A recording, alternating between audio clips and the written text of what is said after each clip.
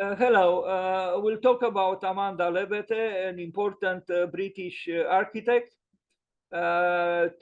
Tomorrow will be her birthday, but we'll anticipate that, and that's why I thought of presenting her work today. And tomorrow we'll talk about Rem Koolhaas. It will be his birthday as well. So both Amanda and Rem Koolhaas were born on the same day, but different years. So Amanda Levete, you see Amanda Jane Levete, born on the 17th of November 1955. Today is the 16th of November 1955. He's a Sterling Prize winning British architect and principal of ALA, Amanda Levete Architects. The Sterling Prize in architecture is the most important prize in architecture in Great Britain. This is Amanda, and an interesting architect who I understood avoids shoes sometimes, or maybe often, or maybe always in her office, like in her home. I saw pictures of her not wearing shoes. Originally from Bridgend, South Wales, Levete was a student at St. Paul's Girls' School in London and the Hammersmith School of Art, enrolled at the Architectural Association, of course, the great architecture school which prepared, at least at the time of Alvin Boyarsky, unemployable mavericks. This is how the saying was, that Architectural Association prepared unemployable mavericks. She became a trainee at Alsop and Lyell, a very important architect himself, William Alsop, Will Alsop, and he died, and an architect at the Richard Rogers Partnership. Richard Rogers died as well. As co-founder of the firm Powys and Levete, she was nominated for the Ribas 40 Under 40 exhibition in 1985. Levete joined Jan Kaplicki at Future Systems, a remarkable Czech architect who also died, Jan Kaplicki. They worked together for Future Systems as a partner in 1989. They were also involved romantically. I think they were even married, if I'm not mistaken. Anyway, served as a trustee of the arts organization Art Angel from 2000 to 2013 and is a trustee of the Young Foundation. Levete is credited with making the Future Systems organic and conceptual designs a reality. Recognized as one of the UK's most innovative practices, Future Systems' completed works include the Selfridges department store in Birmingham, a remarkable work, and the Lord's Media Centre, which won the Royal Institute of British Architects Sterling Prize in 1999. Both works together with Jan Kaplicki. Levete formed ALA, formerly known as Amanda Levete Architecture, in 2009, and in 2011 the practice won the international competition to design a new entrance, courtyard and gallery for London's Victoria and Albert Museum, which features a porcelain courtyard. ALA's projects include the MAAT, the Museum of Art, Architecture and Technology in Lisbon, Portugal, for the EDP Foundation, the Central Embassy project in Bangkok, 10 Hills Place in London, and the pop-up restaurant Tin Can. In 2014, Amanda Levete Architects was chosen to design the second M Pavilion for the Naomi Milgrom Foundation in Melbourne, Australia, the first to be designed by an international architect. The M Pavilion, made from fiberglass overlapping petals, opened to the public in October 2015. The Museum of Art, Architecture and Technology in Lisbon opened on October 5th, 2016, with site-specific work from Dominique Gonzalez Förster.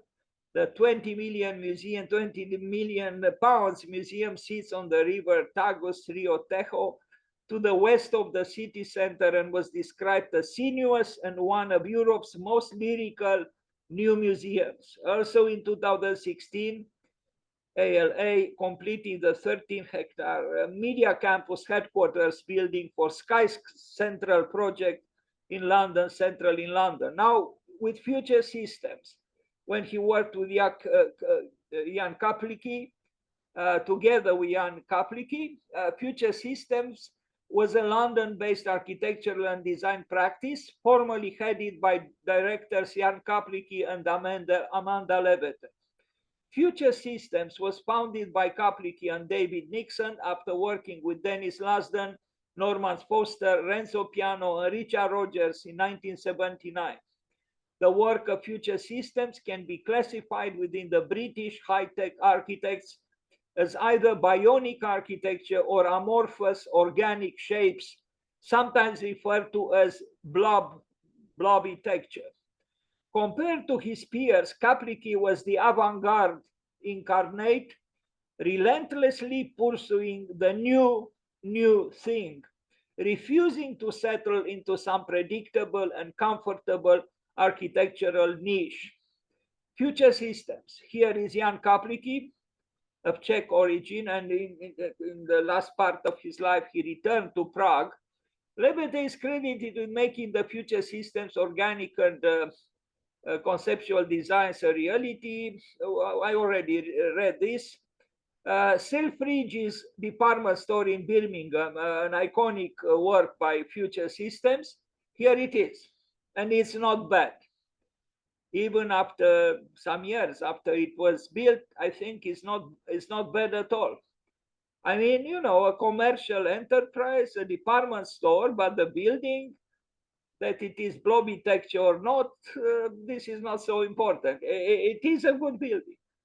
And it is a good building because it belongs to its time. It belongs even to the future. It belongs to our capabilities to build in this way. What can we say? It's a building of our time. Jan Kaplicki and Amanda Levete working together in Birmingham, Great Britain. And we see the old building, the church, and then we see their building here on the right. And they have nothing in common. And it's fine. It's harmony through contrast. It's okay.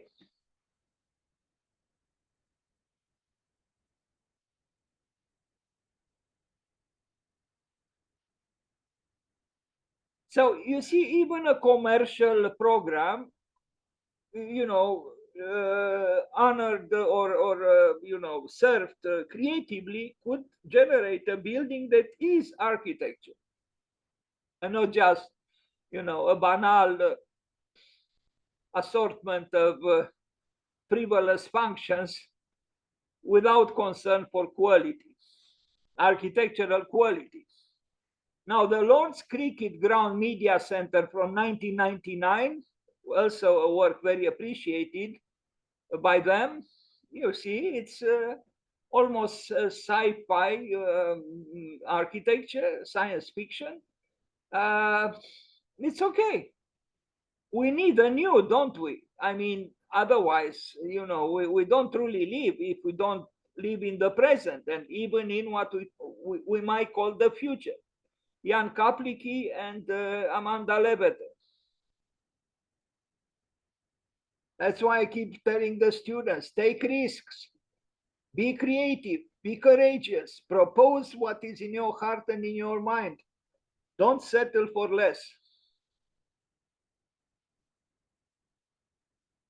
So this was 1999. So, you know, 24 years ago, when, you know, digital technology was not so developed, but this building shows a mentality that anticipated what was to come. Someone risking his life there, perhaps to clean up the windows. Now, they got separated. Amanda from Jan Kaplicki, and she started her own practice, Amanda Levete Architects, ALA, formerly known as, I don't know what it stands now for, maybe initially it was called explicitly Amanda Levete Architecture, and now it's known as AL space A again. In 2009, so 14 years ago. And in 2011, the practice won the international competition to design a new entrance, courtyard, and gallery for London's Victoria and Albert Museum, a prestigious cultural institution which features a porcelain courtyard. Did I read correctly? Yes, I read correctly. A porcelain courtyard, 2011. And here it is. Not bad. Modernity in a context which, for a more conventional mind, a more conformist architect would not have invited to, modernism. But I think Amanda Levete chose correctly. And the old and the new enhance each other, as they should. So the Sterling Prize winning architect Amanda Levete and her firm ALA have completed a new porcelain tiled entrance and underground exhibition hall at the Victoria and Albert Museum. The V&A exhibition road quarter comprises an alternative entrance to the museum, as well as extra gallery space and the courtyard. The 54.5 million pound scheme by Levete's London-based firm, which was first announced back in 2012, provides 6,400 square meters of extra space for the museum. It is the largest expansion at the museum in over 100 years and forms part of its future plan project, which has seen 2/3 of the VA's public spaces overhauled in the last 15 years. So more images of this work by Amanda Levete architects. The bulk of the project is concealed beneath a new courtyard paved with 11,000 handmade porcelain tiles. And here I have to say, the use of ceramic tiles, of ceramics in general, in architecture should be considered very seriously, because ceramics do add a lot to architecture. And I'm glad that Amanda Levete thought so too. 15 different linear patterns decorate the tiles, covering the 1,200 square meter Sackler courtyard, and were designed by the Dutch company. You read it. I really have difficulties to read anything written in Dutch and pronounce. I have the same difficulties. I apologize to the Dutch, but I admire immensely the Dutch culture, the Dutch art, and the Dutch architecture. And again, tomorrow will be the birthday of a Dutch architect, quite well known, Rem Koolhaas. The pattern, which is accented by glazing in a variety of tones, is derived from the layout of trusses that support the courtyard. The roof of the cafe and shop is covered in 4,300 further tiles. Somebody did count these tiles, obviously. It's a good work, nevertheless. And what can we say? We salute creativity, and we are going to see a few other exceptional works built by Amanda Levete, a courageous British architect. And now we arrive at a very well-known work by her, the MAAT Museum in Lisbon in Portugal, which is indeed lyrical. Text description provided by the architects. MAAT is an outward-looking museum located on the banks of the Tagus in Belém, the district from where the Portuguese great explorers set off, proposing a new relationship with the river and the wider world. The Kunsthalle, meaning the museum, is a powerful yet sensitive and low-slung building that explores the convergence of contemporary art, architecture, and technology. And this is the building with the woven facade, the interior before the arrival of art. Amanda Levete. Now here we see some glimpses of what might happen when art comes in. from afar near the water, the woven facade, the use of geometry, and of course the use of parametry.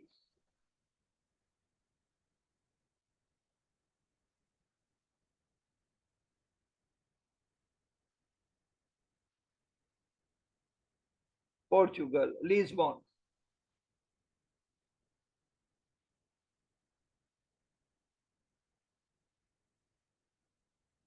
She does honor the water in the appropriate way, because to place a very rigid building in the proximity of water could be considered an impiety. You see, the building is not assuming, it's rather low in terms of height. So, you know, the sky and the water predominate as it should be. And you can walk on top of the museum.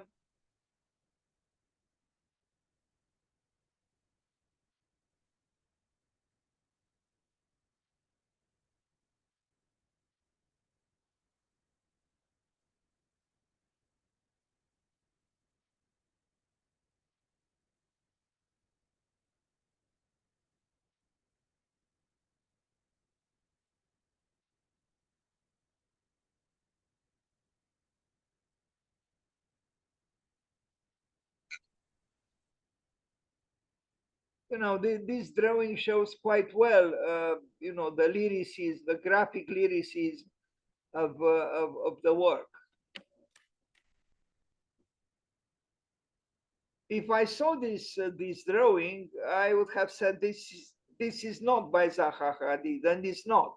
It's a different sensibility here.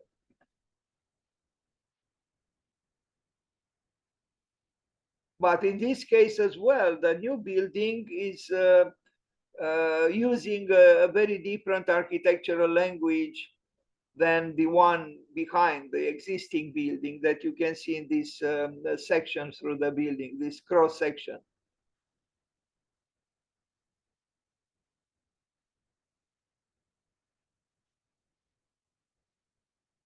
A cultural womb, after all. But dedicated to the improbable, well, for some people, the improbable meeting between art and technology. Amanda Levete in Lisbon. Good work.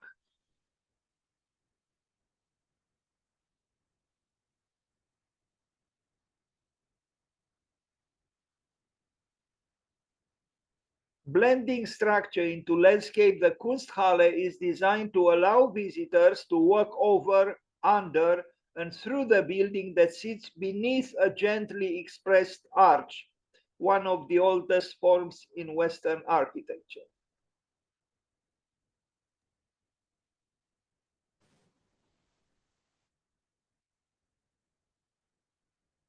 Building on Portugal's rich tradition of craft and ceramics, three-dimensional crackle glazed tiles articulate the facade and produce a complex surface that gives mutable readings of water, light, and shadow.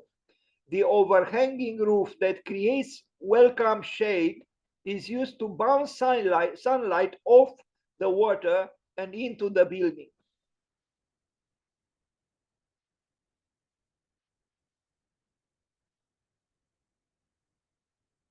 The roof becomes an outdoor room, a physical and conceptual reconnection of the river to the city's heart, where visitors can turn away from the river and enjoy the vista of the cityscape, and at night watch a film with Lisbon as a backdrop.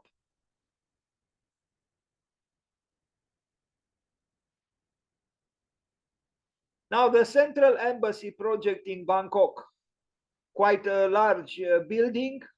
It's well, it's not an embassy. That's the name of maybe the avenue is called Embassy or Central Embassy. It's a commercial building which also has offices. Quite a large building, as you can see. And it's clear that you can make a, a commercial building of this stature that is also lyrically sinuous, that assumes technology, the technology of the present, and again, it shows the creativity of this architect, Amanda Levete. A lot of shopping here, but it's a hybrid building. It has various functions, but the shopping part of it is quite large, as you can see. As Barbara Kruger wrote many years ago, I shop, therefore I am. Paraphrasing Descartes, who said, I think, therefore I am. Well, you don't have to think these days. You just shop until you drop in Bangkok or wherever. Rem Koolhaas, whose birthday will be tomorrow, said he called shopping the terminal of all human activity. It does seem so, no? The terminal of all human activity, shopping. I shop, therefore I am.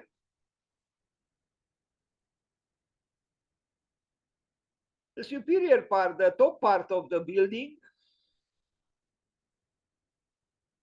Amanda Levete.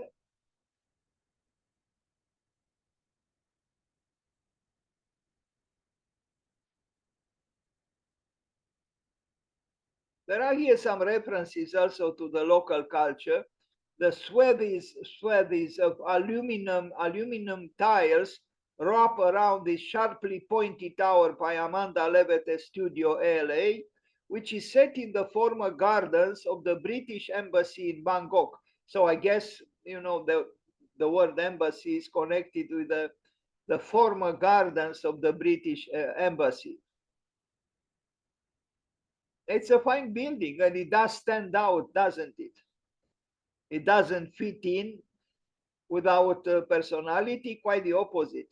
It stands out, as someone advised us to always do. Stand out, don't try to fit in.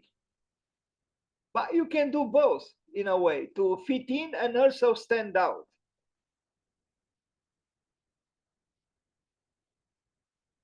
London-based ALA worked with local architects by design on the 37-story tower named Central Embassy, which hosts a luxury shopping center at podium level and the 5-star Park Hyatt hotel across its upper floors. Broad bands of textured aluminum tiling surround the podium where the shopping center is, before lifting up to cover strips of the tower's mono-pitched roof form. Narrower stripes of untextured tiling wrap the tower horizontally to indicate the floors and corresponding staircases. So it seems she does like to work with tiles, ceramic or otherwise, and the tiles do permit you to restore the dignity of what to weave always meant for the word architecture, and so on. Aluminum is perhaps the defining material of Central Embassy and was chosen because of its lightness and its potential to reflect. Each one of the 3,000 plus extruded aluminum shingles has two surfaces on order to reflect or in order to reflect both the chaos of the city and the sky, Levete told Dezin.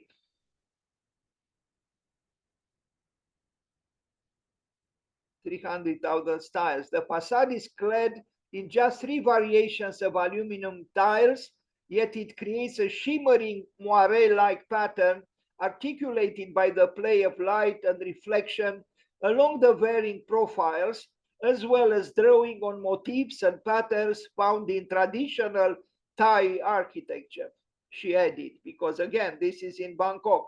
It is a design that is local to its surrounding, yet simultaneously redefines the location. In other words, tradition and innovation. Although maybe the word tradition is comes to mind maybe with some difficulty. But you know, observed in detail, perhaps you know, the connection with the past is becomes more apparent. Bangkok, Amanda Levete. Now another interesting work by her, showing an astute dialogue with high technology. 10 Hills Place in London. Many narrow streets and alleyways of Oxford Street in London are currently misused and underdeveloped. These under-regarded areas are ideal not only for improvement, but also for relatively unconventional design opportunities. Our proposal, she wrote, acknowledges this by providing an architectural intervention that subtly draws attention to the building through the intrigue of a sculptural facade.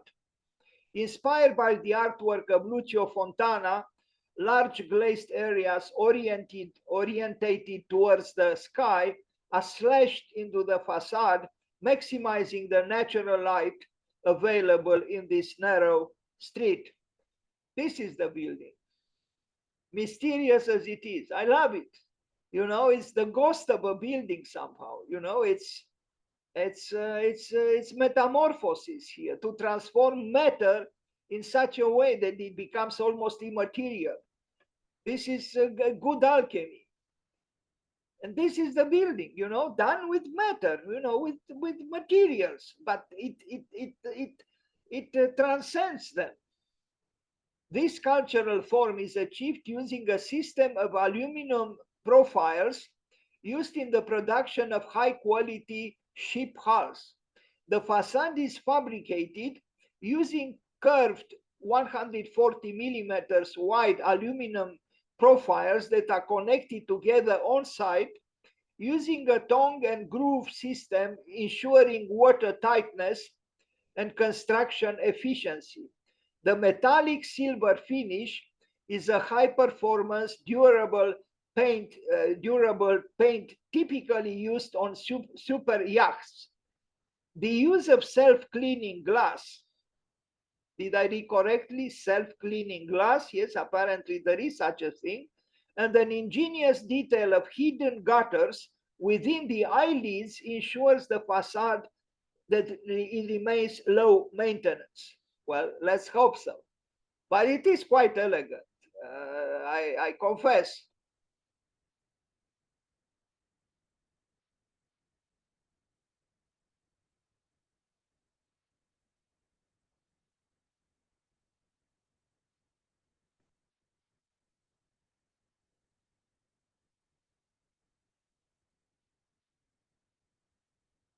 Again, she didn't try to mimic the building on the right. She created something completely new. And we have here another case of harmony through contrast. Is it poetical? Yes, it is poetical. Is it technological? Yes, it is technological. It's both, as it should be.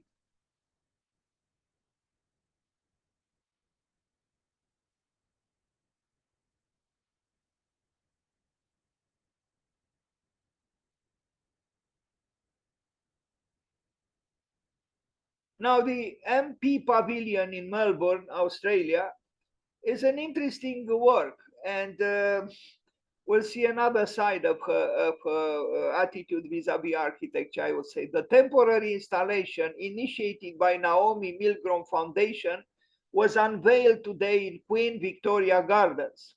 For the next 4 months, well, I made this presentation a while ago, so it's not any longer for the next 4 months. The public is welcome to populate the artificial forest canopy, whose translucent petals were developed using aerospace technology to demonstrate how an ultralight structure, ultra lightweight structure that can sit lightly on the landscape and gently respond to the climate.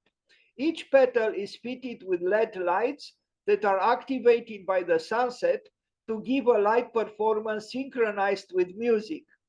says or say the organizers. Amanda Levete commented, I'm delighted that the 2015 M Pavilion can now be shared with the public. Our pavilion is a celebration of those natural shelters where we come together and we have achieved an exceptionally light, open structure that sits gently on the land and allows the light, the wind, and sometimes the rain to form part of the show. It is designed to provide a contemplative personal experience as well as a place to congregate. And this is the work. And it has a gentleness that is to be underlined. But there are some similarities with, let's say, maybe the Serpentine Pavilion designed by Kazuyo Sejima. But here we see also a reference to nature, the petals, that it's almost literal, and concern with the ornament that distinguishes this work from the one I just mentioned.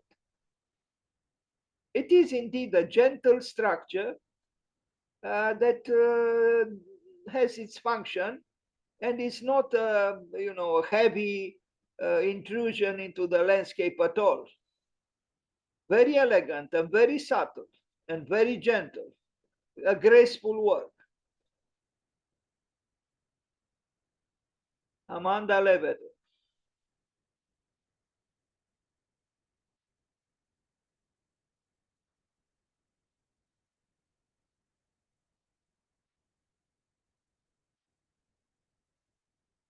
That's it. So let's wish her happy birthday in advance of her birthday tomorrow. Thank you.